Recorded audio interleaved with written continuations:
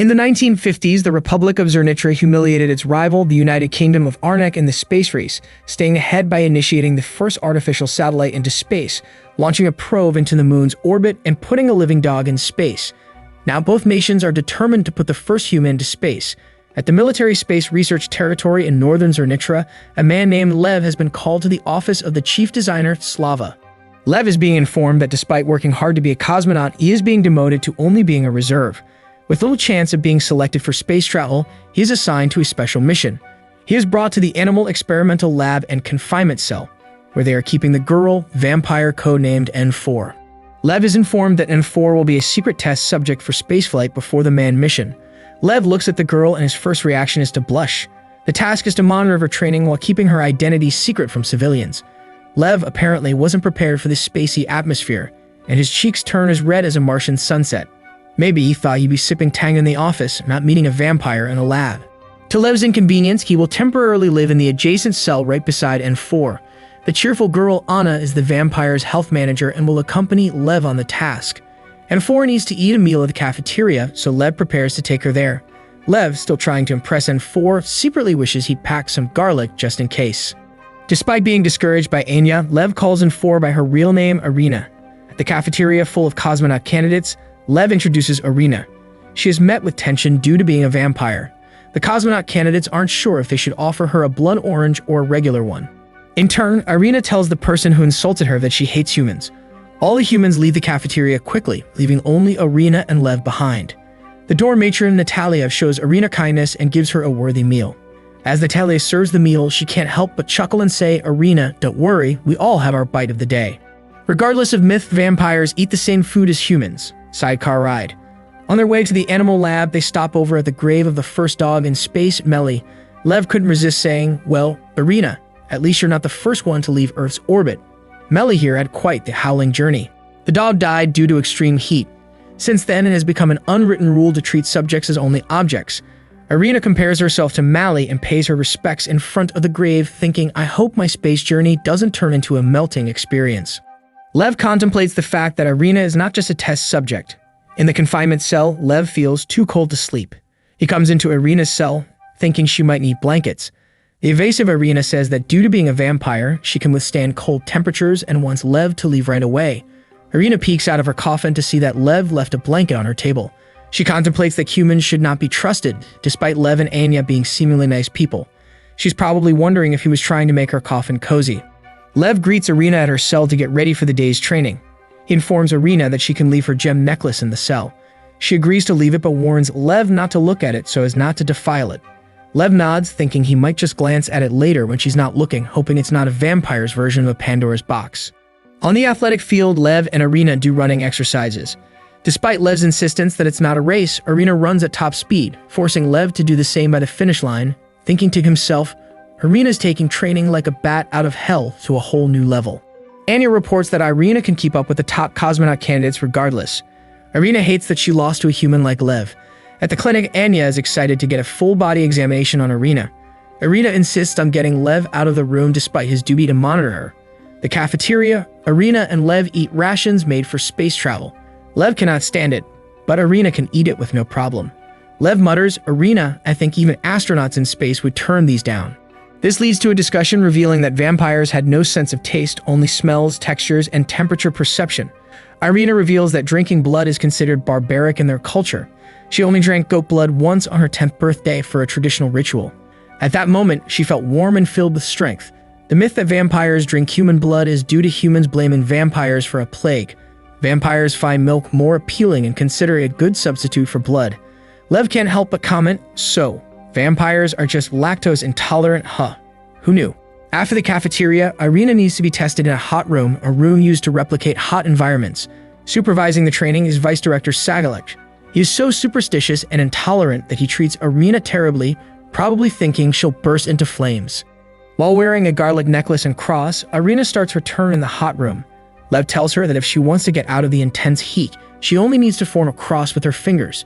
While in the hot room, Irina is visibly suffering from the heat but refuses to do the cross sign until the end of the session, thinking, "I'd rather roast like a marshmallow than give in to superstitions."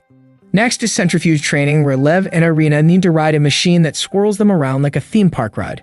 On Irina's turn, the vice director orders the training scientist Franz to tie Irina's belt tightly. The vice director turns the machine at the highest possible speed, torturing Irina. Lev is so frustrated by the treatment but can't do anything to stop it. Once the machine stops, Irina starts bleeding due to the tight belt restraint. Out of concern, Anya rushes for the first aid kit, muttering, "Well, at least we found the one thing that can make a vampire's blood boil: centrifuges." While Irina is doing her swimming training, Lev contemplates the fact that Irina never complained about all the experiments. Lev tells her that she needs to master parachute landing since it will be the way for her to return to Earth after spaceflight. At the parachute training facility, Lev sees how scared Irina is of heights despite her attempts to hide it. Lev, wanting to be supportive, suggests they make a quick exit from the exercise. He thinks to himself, well, space travel is already quite a high experience. We don't need to rush things. On their way home, they first stop at a vending machine. Lev introduces Irina to soda water. While Irina initially does not like the feel of it on her tongue, she finds it as invigorating as Lev says. Lev also recommends she try lemon seltzer. Irina is curious about it, but is too stubborn to ask for one. Back at the animal facility, Irina is showering and imagines herself falling in her cell. She finds that Lev has left lemon seltzer on her coffin. She pulls herself away from it, but eventually does, loving the sensation. Lev is revealed to be visible by the door windows and sees Irina enjoying the drink. Irina is defensive in saying she did not like it, making Lev smile. Meanwhile, in an undisclosed location, someone is burning a picture of Irina. Probably someone who doesn't appreciate her newfound love for soda water. Part 7. Irina is back at the parachute training facility and is still too scared of heights to make a successful jump.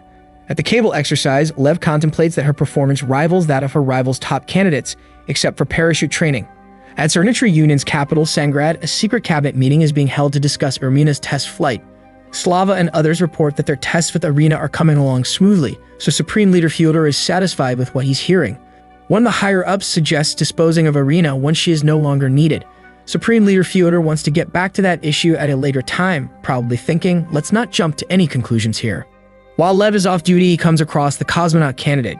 He tells him about all the progress Irina has made and how she can keep up with other candidates. One of the best candidates, Rosa, insists that Irina is not their equal and is only a test subject. Lev, not one to back down, thinks, well, at least I'm not competing with vampires for a spot anymore. That's got to be a plus. One insensitive person tells Lev that they are lucky he's no longer a cosmonaut candidate since it gives the others a fighting chance. The other top candidate, Michael, talks privately with Lev, saying that the others are just jealous of Irina since she will go to space before any of them. Elsewhere, at a jazz bar, Lev is looking at a psychiatry book to better know how to handle Irina's fear of flight. He gets the idea of letting Irina feel what flying is like. He brings Irina to the military airfield, where he starts a plane with Irina in it. By the time they are above the clouds, Lev encourages Irina to open her eyes. Instead of being afraid, Irina looks at the moon with wonder. She imagines herself being free to fly through the cosmos, thinking, who needs space travel when you can soar with the birds?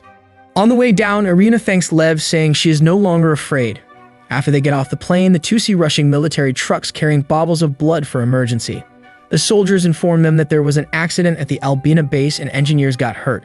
Lev can't help but quip, well, I guess someone at Albina base had a bloody bad day. They jump off a helicopter together with Lev calming and advising Irina through the drop.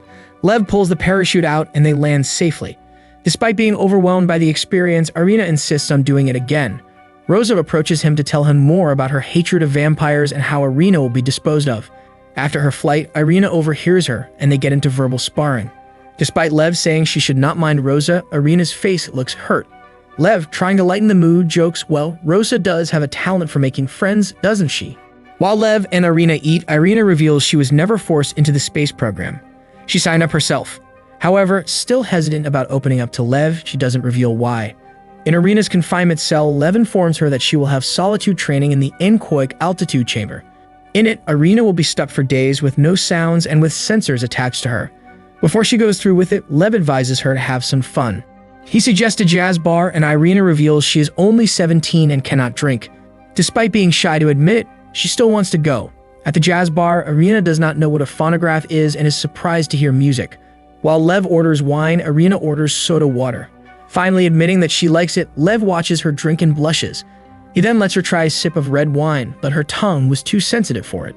With just a little liquor, Irina is already drunk and more open to talking. She asks Lev why he always wanted to go to space. Lev answers that he has always wanted to go to the moon since he was 5 years old.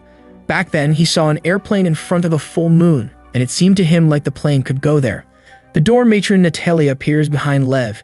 She advises him not to talk about his opinions on the nation so openly, since he might get arrested. After teasing Lev and Irina that they look like they are enjoying each other's company, she leaves. Lev and Irina then go on their way to the frozen Belka Lake. There, Lev lets Irina ice skate. He is enamored of seeing Irina skate, happy and free under the moonlight. After skating, they talk on a bench. Lev shares that he was demoted to being only a reserve for the first manned space mission due to punching a superior officer who was blaming someone else for his own mistake. The conversation turns to Irina, who reveals that humans burned her parents and other villagers with fire when she was still a child. Irina knows that after her flight, she will be disposed of by humans. She also reveals that her gem necklace is a moonstone passed down by her people through generations. Lev, in an attempt to lighten the mood, says, "Well, at least you got a stellar family heirloom. Mine is just a collection of cheesy space posters." One day, she wants to take the gem to the moon with her to Irina. Every experiment humans did on her was all worth it if she could go to space. If she can go to the moon before humans can defile it, then she will be okay with being disposed of. After Irina asks Lev to stick with her. Until it happens, Lev promises that he will. The next day, Irina is frustrated that she can't remember anything that happened yesterday. She goes into the anechoic altitude chamber, ready to be isolated for days. Lev catches up with the other cosmonaut candidates and tells them that it has been 3 days since Irina went into the anechoic altitude chamber. He wonders what Irina is thinking in there. Due to sensory deprivation, Irina is having dreams of floating in space. Meanwhile, the cosmonaut candidates, including Lev as reserve, are visited by the Supreme Leader's aide, Ludmila. She has a message directly from the Supreme Leader saying that after rigorous elimination, only 6 will become official cosmonauts. Ludmila also reports that they will be launching N4 before the United Kingdom of Arnak launches their chimpanzee flight. Just like Irina, the candidates go through a series of grueling tests while in a parachute exercise. One candidate could not control his spin as he dropped and got injured. Upon landing, the injured man is out of the running, leaving room for Lev as a possible candidate again. Despite it, Lev is not glad at the man's misfortune. As the days in the chamber go by, Irina remembers her people being massacred by human soldiers, including her parents. Irina is in a cold sweat, conscious that she might be killed. After her use is done, Irina's time in the chamber is over. Lev enters to tell her she has made it through. Irina is so grateful to see Lev that she grabs tightly onto his arm, thinking, "You're my lifeline in this vacuum, Lev." Lev and Irina need to skydive again, but this time, Irina will not be connected to Lev by one parachute. While they drop from the sky, they make an effort to grab each other. Then they let go and pull out their separate parachutes on the ground, making it a thrilling test of their trust in each other. Irina is happy that she successfully made a landing. Suddenly, the two see a meteorite-like object in the sky. They see that it is an experimental spacecraft with a dog on it. Irina sees the dog on the ground and she hyperventilates as she remembers all the human atrocities done to her. Lev tries to comfort her, saying, "It's okay, Irina, we'll make sure your flight is nothing like this. No more canine cosmonauts, I promise." The higher-ups talk about what went wrong with the experimental flight. Slava says that since there were malfunctions, they needed to activate a bomb placed in the craft upon re-entry. One general command is that there must be an explosive placed in Irina's craft too when the time comes.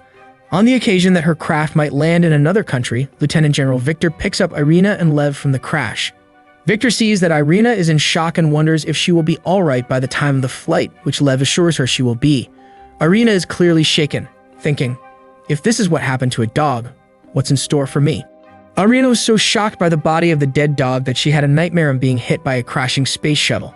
During the running exercise, she gets tired easily. While she eats, she hurries to the bathroom to barf. After the hot room training, Irina looks defeated, probably thinking that even spaceflight is a walk in the park compared to what she's been through.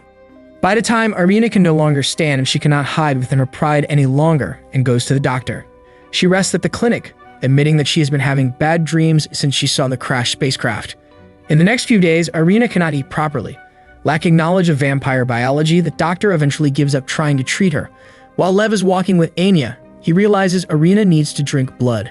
Anya and Lev bring a bottle of blood to her, but she doesn't want to drink it, especially because she doesn't know where it came from. Lev then realizes he can give his own blood to her. Lev is so adamant about fulfilling Irina's dream of going to space that he insists on it, treating it like an intimate matter.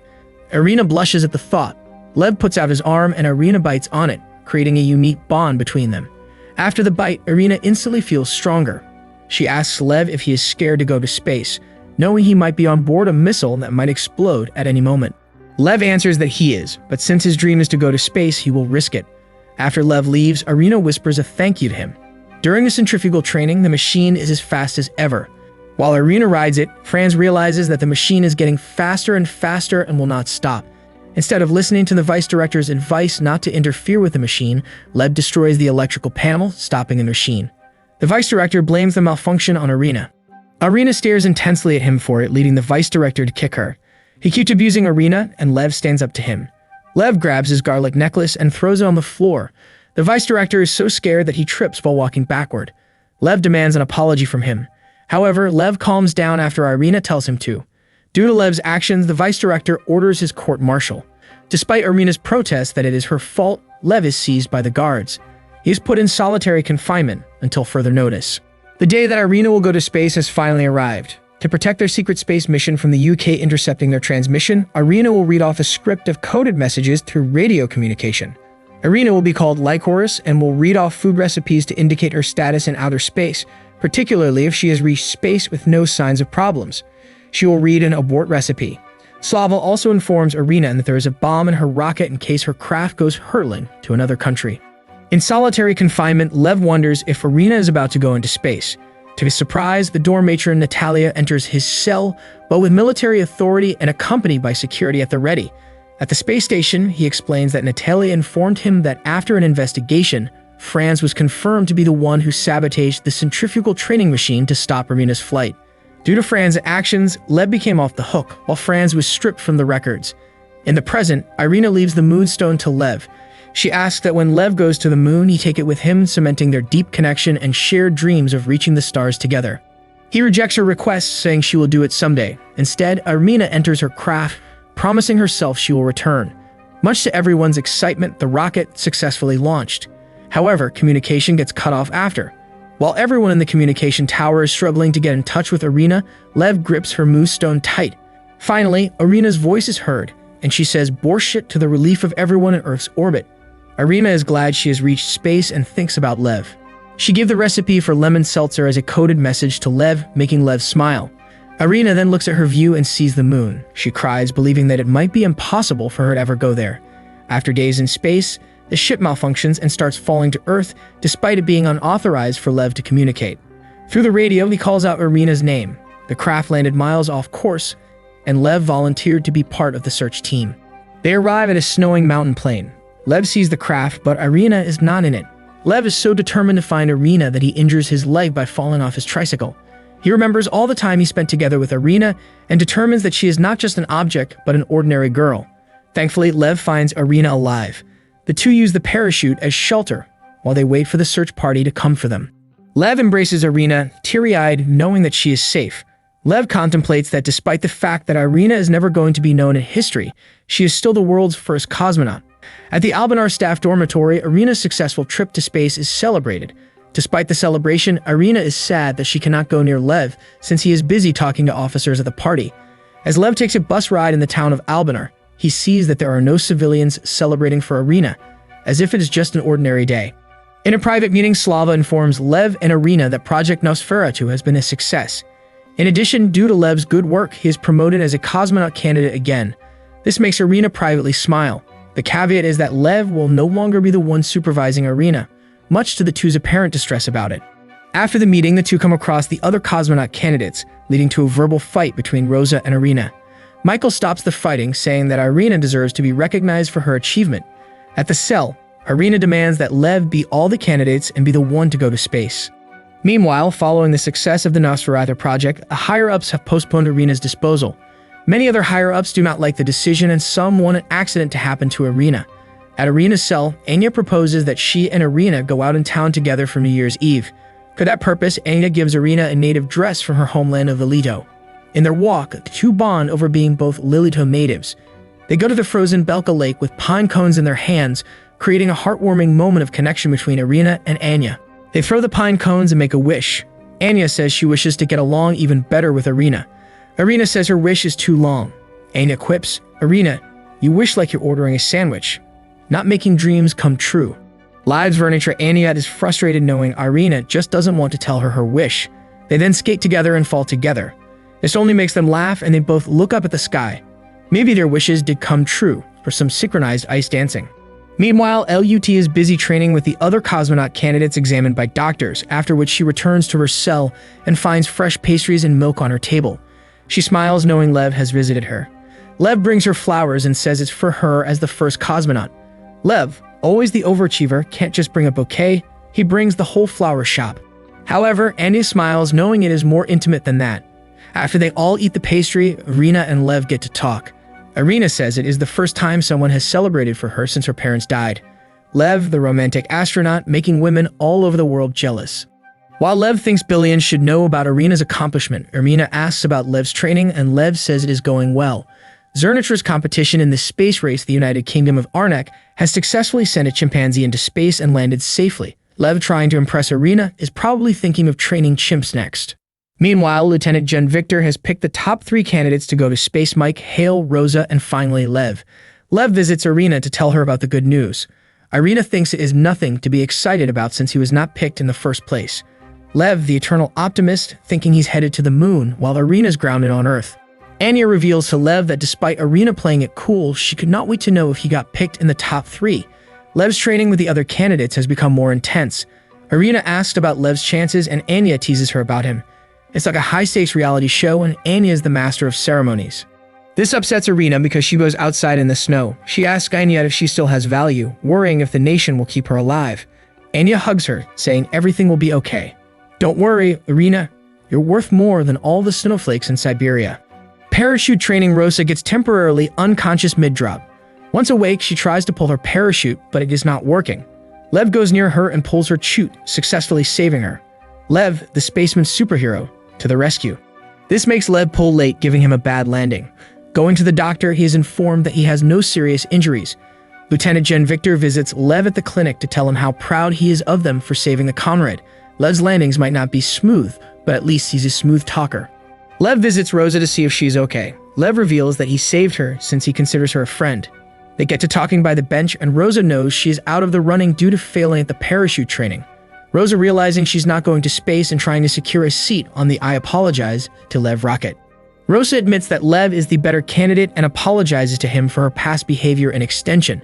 She also wants to apologize for her treatment of Irina. Irina and Anya happen to be passing by, making Irina jealous that Lev and Rosa are enjoying a talk. It's the interstellar love triangle. Who will Lev choose, the space or the Earth? Anya and Irina go to town and they almost get hit by a car. The driver runs away and is chased by Natalia. The secret police have captured the assailant and brought him to an underground base. Talk about a wild day out, dodging cars and secret agents.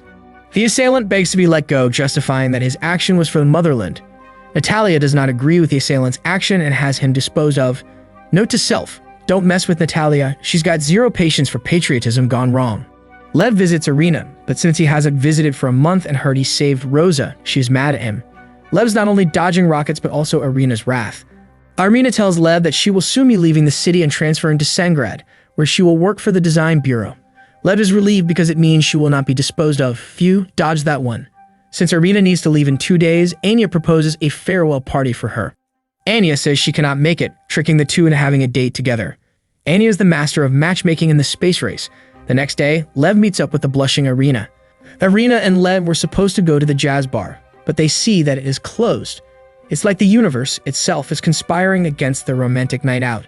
They go to the movie theater and decide to see The Heavenly Voyage, a film about going to space. Lev probably hopes for some tips. They decide to have a picnic at Belka Lake. Lev sees that Irina made collets for him to eat. Lev, the astronaut food critic, samples her culinary masterpiece. Lev tastes it, and Irina is glad that she made it perfectly despite having no taste buds. Lev looks at Irina, and she contemplates wanting her to suck his blood again, but this time by the neck as if they were kissing. Wait, did we just switch from a romance to a vampire movie? Irina slowly puts her mouth on Lev's neck. Is this Twilight, the cosmonaut edition? Suddenly, Irina hears the bus coming, so she stops, not wanting Lev to be seen with her. She tries to leave. Lev grabs her and embraces her, saying she has done nothing wrong. Lev's the kind of guy who wants a hug in every genre. Romance, drama, action. Irina leaves, saying they will meet each other again after Lev returns from space. They're like star-crossed lovers or space-crossed lovers. The top cosmonaut candidates head for a film shoot at the Founders Mausoleum in Sangrad. The intent is to preserve the historic moment before the spaceflight. Forget red carpets, they've got rocket pads. The only candidates being filmed are Mike Hale and Lev, leaving no one to wonder Rosa is out of the race. Rosa's probably auditioning for the Real Housewives of the Space Age now. The Supreme Leader's aide, Ludmila, asks the two candidates what kind of person the first human in space should be like. Michael answers that it is someone worthy of being called a hero. To Lev, it is someone who yearns to be in space and is willing to die for it. Heroism versus enthusiasm, the ultimate space showdown. Ludmila thinks he should be a revolutionary hero and leaves. Her answer is so generic that Michael and Lev think she is lying. If being a space hero were that easy, we'd all be astronauts. Irina is being examined while she contemplates how she lied to Lev about going to the design bureau. Irina's planning her own cosmic cover-up. She knows that once the man flight is over, the nation will no longer need her. Poor Irina, going from space royalty to cosmic has-been. Meanwhile, Supreme Leader Fjodor is looking at Mike Hale and Lev's files to decide who will go to space. Ludmila brings up the topic of Irina and why she should be kept alive. We can't just throw away our star cosmonaut like last week's leftovers. The next day, Lev is confirmed to be the one picked for the flight. Michael protests, saying he is better than Lev in every field. Victor's personal opinion is that Lev has what it takes to make people smile and carry their dreams with him while they get over what needs to be done. Lev's secret weapon, a killer smile. Salva experiences pain in his chest, which makes the candidates worried for him on their bus ride on their way to the space shuttle. It's just a case of pre-space butterflies, right? Being the one who will go to space, they shake each other's hands and Michael asks that Lev take his dream out there with him too. Sharing dreams is all well and good, but who's taking the snacks? Before Lev boards his ship, he asks Salva to take care of Irina at the design bureau. He is shocked to know that Salva doesn't know what he is talking about. Lev gets a perfect rocket launch to the cheers of the military personnel at the Earth's orbit. Lev's rocket takes off and we're all holding our breath. Let's hope he remembered his space toothbrush. Lev describes the view as if the Earth is wrapped in a big blue veil, the same way Irina described it. Lev reports to the radio to celebrate the achievement with Kalovitz on Earth. The citizens of Zernitra hear the news about Lev's successful space mission. From her room, Irina peeks out her window. Despite the sun being too bright for her to see clearly, she can see that there are crowds of people in the streets and wonders what's happening. It's like a cosmic circus has come to town. Anya goes into her room to tell her that the spaceflight is finally happening. Irina immediately goes out of her room and runs to the rooftop. The radio is being heard throughout the country, so Irina hears the newscaster saying that Lev described the Earth as being wrapped in a blue veil. Lev even describes the stars as chervil flowers the way Irina described them to Lev. It's a cosmic case of who wore it better, Irina or Lev. Arriving at the rooftop, Irina opens the door, blinding her vision with the brightness of the morning sun. Despite being overwhelmed by the sun's brightness and shade, Irina forces her way out as she hears all the people chanting Lev's name. She's ready to face the sun and the world for Lev's sake. Finally, the new anchor states that Lev said he wants to celebrate the achievement with Kaladits. Kaladits, the secret code for love. This reminds Irina of his date with Lev. When they ate Kaladits, she cannot help but smile while teary-eyed. Anya rushes to Irina to cover her with a blanket. Forget the red carpet, it's the Kaladits carpet for these two. They both realize that the word Kaladit is Lev's personal message for Irina. Anya comforts Irina, saying that despite the world not knowing about her, she and Lev do. The girls hug each other and cry. It's like a cosmic episode of This Is Your Love Life. Lev lands without problems. Lev reads the newspaper and is frustrated that the world thinks he is the first cosmonaut. At the celebration party, the food is served with Kaladet. They finally got the recipe right. As the press takes pictures of him, Lev sees Salva in the back. Lev and Salva talk privately and Salva congratulates him on the successful trip, as well as his promotion to the rank of major. Lev shares his frustration that Irina is not mentioned in the papers. Lev's the first to prove that in space, no one can hear you scream for recognition. Seeing Lev worried about Irina, Salva tells him he will do everything to make sure she is all right. Salva, the unsung hero, fighting for Irina's place in the spotlight. Lev is tasked with making the perfect speech for when he faces the citizens about his flight. Nearly 200,000 people gathered to see the world's first cosmonaut. No pressure, Lev. It will mark the first time the Republic of Zernitra makes a simultaneous live broadcast around the world. The world watches as Lev arrives in Sangrad. Meanwhile, at the medical center, Anya gave the guard a sedative so she and Irina are safe to go out. Anya, the guardian angel with a side of sneaky.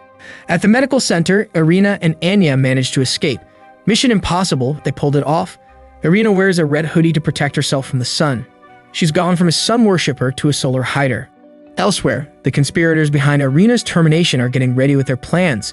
It's like a cosmic villain convention. Meanwhile, Irina and Anya are running in the streets. It's the great escape with a side of sunburn. Irina is so tired due to the sun. Lev has arrived in Sangreek Square where he will make his speech to the nation. Despite being weak, Irina and Anya successfully made it to the event. Just in the nick of time, the stars have aligned for their reunion. Lev speaks a speech worthy of being heard across the world. He speaks about Supreme Leader Fyodor and tells the world he was the first to congratulate him after landing in space. Suddenly, Lev takes a long pause in his speech, which makes the crowd murmur. Awkward silence. Even astronauts aren't immune to it. After the pause, Lev tells the crowd about the vampire Irina being the true first cosmonaut. The entire world is shocked, including vampires. Dracula's probably sipping his evening tea, wondering what just happened. Listening to the radio, Lev continues talking about Irina's achievements and how her experience led to improvements in his rocket. Vampires, the unsung heroes of space travel. Once it was his turn to go to space, he further tells the crowd that vampires are not a cursed species like he and they heard, but a person. Irina is so touched by Lev's words that she rushes to the platform with no regard for the consequences. It's a leap of faith, or rather, a dash of vampire speed.